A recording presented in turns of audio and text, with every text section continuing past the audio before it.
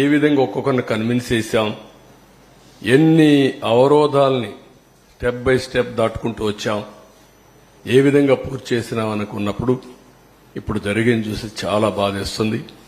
రాష్ట్ర ప్రజలందరూ అర్థం చేసుకోవాల్సిన అవసరం ఉంది.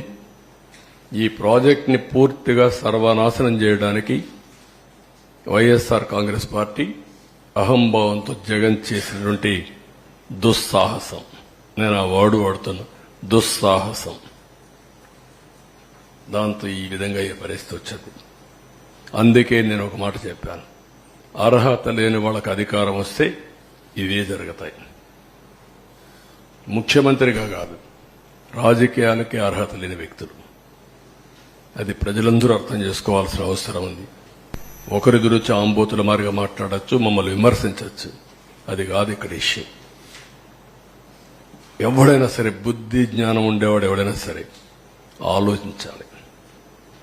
మాట్లాడితే కాఫర్ డ్యామ్కి డయాఫామ్ వాళ్ళకి వ్యత్యాసం తెలియని వ్యక్తులు, ఎక్కడ కాఫర్ డ్యామ్ ఉందని ఎత్తుక్కునే వ్యక్తులు, ప్రాజెక్టు విరిగిపోయి కాఫర్ డ్యామ్ ఎక్కడుంది అని ఎత్తుక్కునే వ్యక్తులు అన్నమాట. అన్ని ప్రాజెక్టులు కాఫర్ డ్యాములు ఉన్నాయి అని మాట్లాడే వ్యక్తులు ఇది కట్టలేదు అది కట్టలేదు అంటారు. సిడబ్ల్యూసి, గవర్నమెంట్ ఆఫ్ ఆంధ్రప్రదేశ్ అందరూ కూర్చొని ఈ ప్రాజెక్టుని పూర్తి చేయాలంటే, తొందరగా పూర్తి కావాలంటే ఈ పనులన్నీ కావాలి అని ఒక పద్ధతి ప్రకారం అట్ వన్ స్టేజ్ చాలా చర్చలు జరిగాయి. అసలు కాఫర్ డ్యామ్ అవసరమా లేదా, కాఫర్ డ్యామ్ లేకుండా ప్రాజెక్టు కట్టగలుగుతామా అని కూడా చర్చలు జరిగాయి.